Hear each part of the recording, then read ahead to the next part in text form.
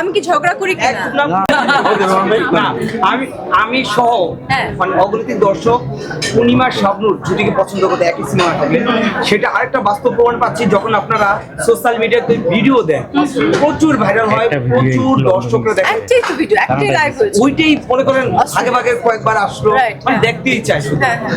শাবনূর আপু আপনাকে ফোনে কি নামে ডাকে? পূর্ণি ডাকে।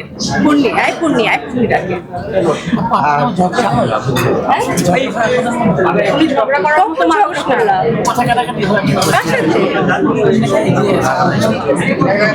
আচ্ছা, উনি প্রশ্ন করেছেন আমি কি ঝগড়া করি কিনা? শাবনূর আপু যে আপনাকে অনেক পছন্দ করে সেটা কিন্তু আমরা জানতে পারছি। শাবনূর আপনারা কি আর কোনো প্রশ্ন পাচ্ছেন না? আর কিছু আছে?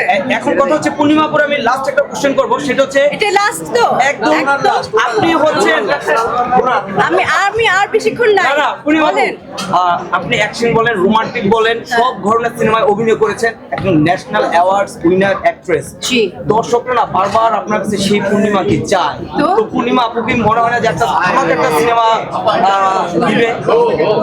এই দর্শকদের বঞ্চিত করছেন, আপনার কষ্ট লাগে না?